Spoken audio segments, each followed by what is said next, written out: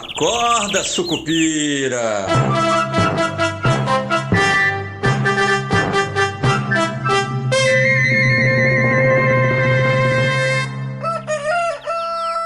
Bom dia, sejam bem-vindos, sejam bem-vindas ao nosso Acorda Sucupira. Eu sou Rodrigo Oliveira, nesta sexta-feira, 25 de outubro de 2024, e eu quero começar o nosso episódio de hoje contando uma historinha, um mito grego que eu gosto muito. Conheci em um dos livros do Taleb, que ele, inclusive, depois eu fui descobrir mais tarde, o primeiro livro que eu li dele foi o Cisne Negro, mas depois fui descobrir mais tarde que ele tinha um livro anterior que chamava A Cama de Procusto, que é exatamente sobre esse mito. Não o livro, né? O livro só tem esse nome, ele fala de aforismos, né? É um livro também interessante, bem facinho de ler, são frases soltas, aforismos, né? Muito bem, mas por que essa história, né? Eu vou contar essa história e depois explico por que a gente pode usar essa história como um lembrete do que está acontecendo hoje no fiscal brasileiro, ou nas contas públicas brasileiras, ou na história do resultado primário, juros, etc e tal. Já eu contextualizo, eu quero só começar primeiro com a historinha. Então, o Procusto era esse ferreiro trapaceiro que teria aí uma pousada, um estabelecimento que recebia convidados, né, um hotel de beira de estrada, que recebia convidados, clientes, e nele o Procusto tinha uma cama de ferro perfeita, né, de tamanho perfeito, que era perfeita para ele, Procusto. E ele oferecia essa estadia aí a preços módicos ou até de graça, contanto que as pessoas deitassem na cama perfeita dele, né? O problema é que a cama era perfeita para ele, então outras pessoas às vezes eram menores que a cama ou maiores que a cama, o que o Procusto resolvia facilmente esticando ou cortando as sobras do corpo da pessoa que deitava na cama, né? Então, se a pessoa fosse maior que a cama, ele cortava a cabeça ou os pés ou os dois. Se fosse menor, ele esticava. Isso acabava algumas vezes rompendo, né, os membros daqueles clientes mais incautos e que não cabiam naquela cama perfeita de Procusto. E por que eu estou falando disso? Ontem, uma entrevista da Simone Tebet, que também está nos Estados Unidos. Aliás, eu estou imaginando que só ficou o Lula no Brasil, né? O resto está todo mundo nos Estados Unidos, amigo.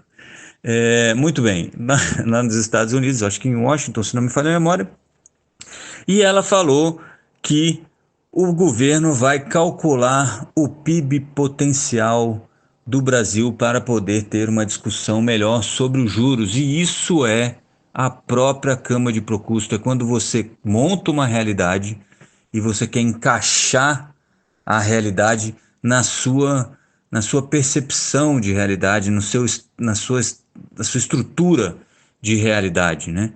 Então você pega o mundo real e tenta colocar dentro da sua caminha. Por que isso é importante? Por que Simone Tebet fala isso? E é impressionante como quase ninguém deu atenção. Eu não vi ninguém dando atenção, na verdade, a essa fala. Eu acho que talvez a Folha tenha falado isso. Bom, não sei. Então não vou falar que não foi ninguém, né? Tudo bem, deve ter gente aí. Mas houve pouca repercussão disso, até porque ontem o mercado ficou muito voltado para a fala do Roberto Campos Neto, dizendo que o preço dos ativos estava exagerado no Brasil, né? Referindo-se basicamente aos prêmios dos juros futuros na curva futura de juros, o que acabou até ajudando aos juros futuros a caírem um pouquinho. Mas voltando aqui para a nossa Tebet, ela diz o seguinte: olha, a gente vai calcular o PIB potencial para ter uma conversa mais científica, mais respeitosa e mais, como é que a gente vai falar, qualificada com o Banco Central, né? Por quê? Porque o argumento do Banco Central atual para a alta dos juros, para esse novo ciclo de alta dos juros, vocês me viram falando sobre isso, é aquela tal do hiato da produção, né? Que é o quê? Segundo o Banco Central, o nosso PIB atual está acima do PIB potencial, né? Em palavras mais fáceis, a ideia é a seguinte: a gente está acima da nossa capacidade produtiva. Então, o exemplo que eu sempre uso é: você tem uma carrocinha de cachorro-quente que você consegue fazer 10 cachorros-quentes por dia. Quando você tem 8 clientes, está tudo bem, 9 clientes, tudo bem, 10 clientes, tudo bem, você está trabalhando na sua capacidade máxima. Quando você está abaixo disso, tem um hiato do produto, né? Você consegue produzir mais do que estão comprando. Então, quando a demanda aumenta até 10 cachorros quentes, você então não precisa fazer nada, você tem capacidade para isso e é bom para você, você vai ganhar mais, né, dono do cachorro quente, e vai atender a população sem problema nenhum. O problema é o seguinte: apareceu um 11º cliente, um 12º cliente, mas você não consegue aumentar sua produção de cachorro quente agora. Você vai ter que fazer um investimento para colocar, sei lá, mais uma chapa, mais uma boca de fogão, ou contratar uma outra pessoa, mas vai ter tempo para treinar, etc e tal. Até que isso aconteça, até que você aumente a sua produção, a teoria econômica acredita, e o Banco Central está usando isso, acredita que você vai ter pressão no preço, porque já que você só consegue produzir 10, mas tem 12 pessoas que querem, o que você faz? Você vende para as 10 que podem pagar mais. E aí você aumenta os preços, isso gera inflação. E para combater essa inflação, que é uma parte do motivo da desancoragem da inflação que o Banco Central tem visto, o Banco Central então aumenta os juros. É claro que a gente vai ter um outro problema, e eu vou falar disso também na newsletter hoje, no nosso Esquina Sucupira, mais tarde, vai para o e-mail de vocês. Aliás, se você ainda não assinou, não esqueça, entra lá no esquinasucupira.substack.com, esquinasucupira.substack.com, Substack é SUBSTACK, e só coloca o seu e-mail lá, é gratuito, apesar de vai aparecer ali algumas coisas de baixo app, não sei o que, mas se você procurar ali tem sempre um botãozinho, uma opção para você pular todas essas coisas, tá? Claro que se quiser deixar um compromisso de, olha, quando isso começar a ser cobrado, eu topo pagar, já me ajuda aqui, obviamente, porque o plano é ter alguns produtos a mais, né, alguns conteúdos a mais, que esses sim devem entrar numa assinatura mensal, porque afinal de contas, né, todo mundo tem que comprar o leite das crianças. Vamos lá. Vamos voltar aqui para o que interessa. Então, hoje no Esquina Sucupira eu vou falar sobre isso, porque essa história do hiato positivo, então, que é o quê? O PIB corrente acima do PIB potencial, é justamente isso. Tem 12 clientes para sua barraquinha que só produz 10 cachorro-quentes, tá?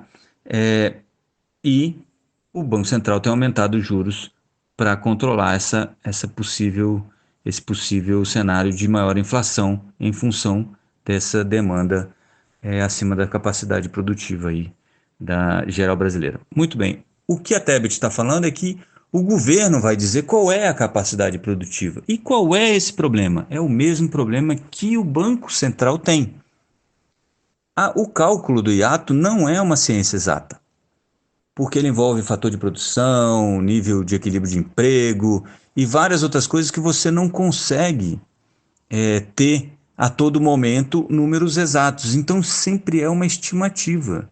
Agora você imagina o que esse governo consegue fazer com estimativas críveis, né? Se eles conseguem fazer com estimativas incríveis, imagina com estimativa críveis, né? Você pode chegar ali e falar, não, inclusive a Tebet deu um espacinho, né? Ela fala assim, olha, se o FMI está falando em 2,5 de PIB potencial no Brasil, quem sabe não é 2,8, porque o FMI sempre errou o crescimento do PIB brasileiro, o que é uma meia verdade, como sempre, né?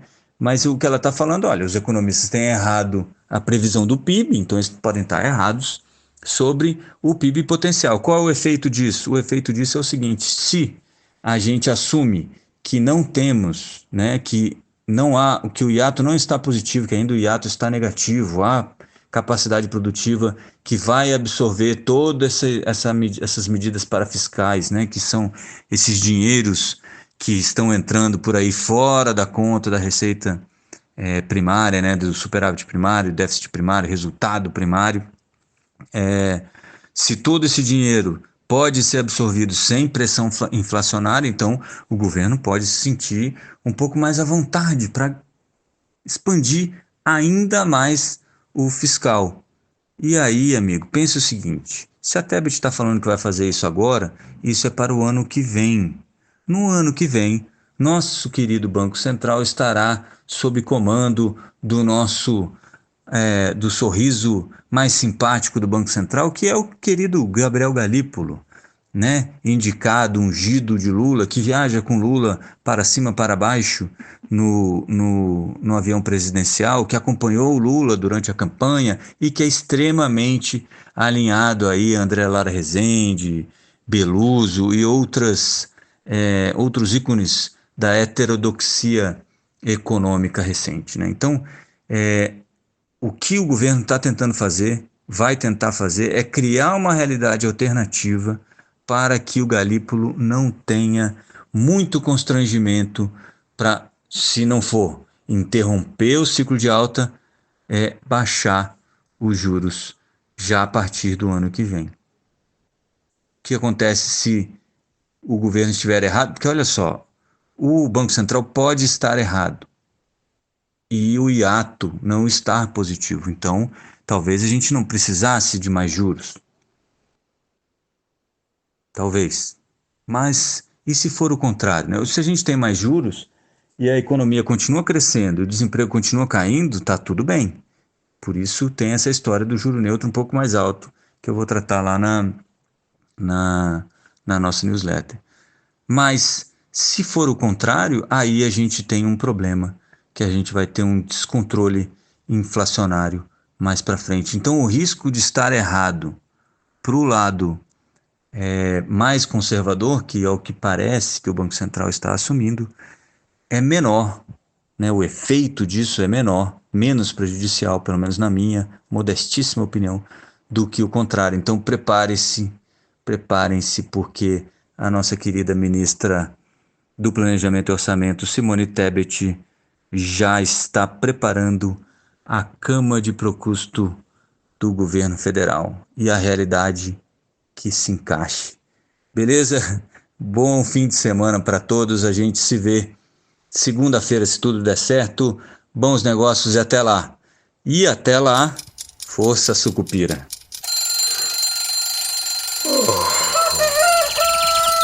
Acorda, Sucupira!